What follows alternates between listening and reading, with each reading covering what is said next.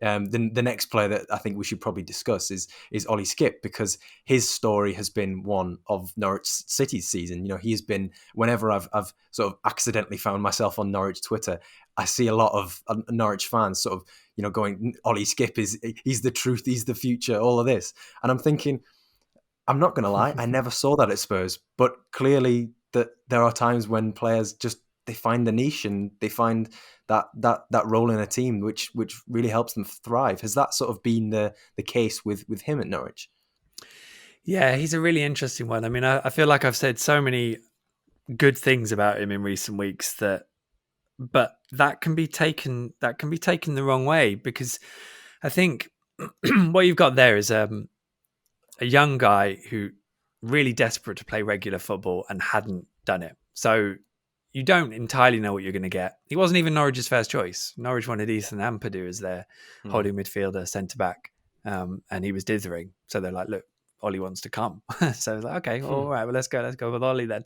And his character was exceptional, so that kind of made it quite an easy decision.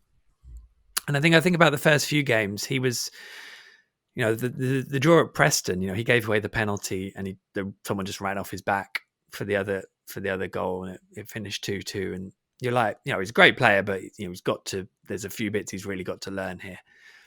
And then as the season came on, he just became so reliable in a position where for Norwich, they needed it. That holding midfield role is so important to what Norwich do. It was a massive weak spot in their Premier League season.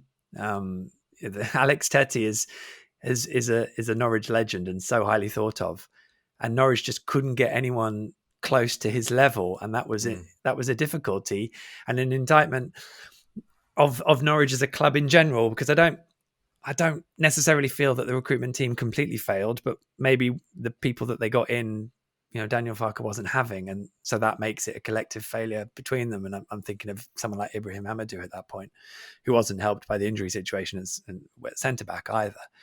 So I think it was such an ideal situation for Oli Skipp to throw himself at it. He then thrived at it. I thought he developed as the season went on in the sort of, he was incredibly solid with Kenny McLean in terms of the way the team had been coached to cover off the areas behind the fullbacks and to progress the play. So they looked really solid in sort of the sort of third quarter of the season. By the fourth quarter, you were getting these bursts from deep that he wasn't really doing earlier. He was really driving the team up the pitch, whereas before it was mostly about his vision and mapping the pitch in his head and knowing how to play a reverse pass into space and that vision.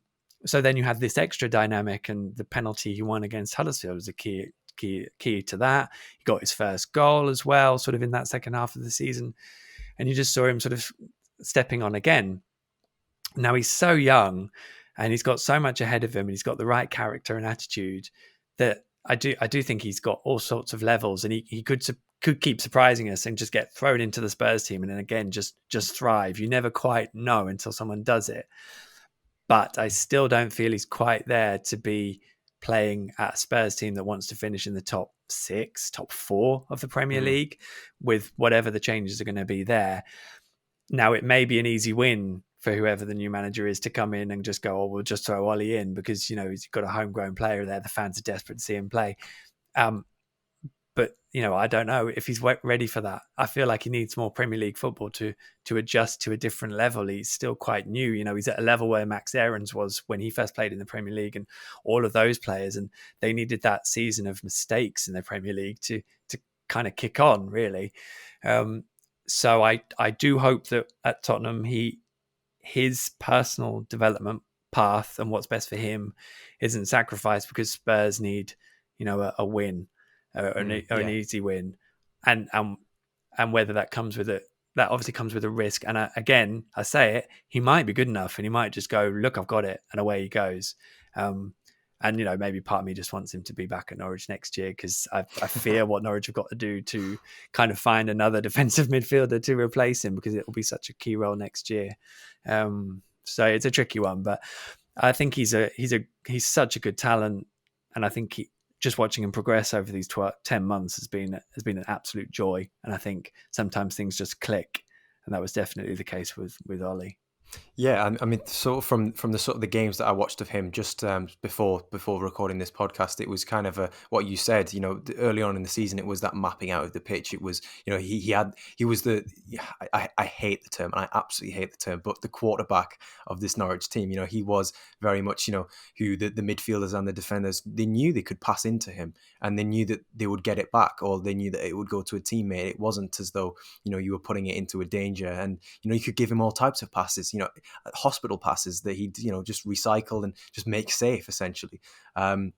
So, you know, I feel like Oli Skipp's kind of been Norwich's bomb disposal expert of their championship title winning campaign, because, you know, there were a lot of there were, as you said, with the defensive midfield hole, there were a lot of pitfalls, and he filled it.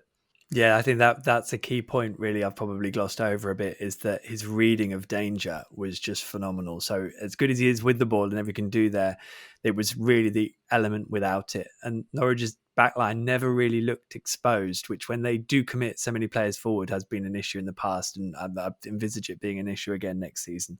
But yeah, and that's, I don't know how easy that is to coach. Really, he certainly picked up on it really quickly, and that's what made, yeah, he just, like you said, he just put out fires all over the pitch, and I think he surprised people at Norwich with how well he did it.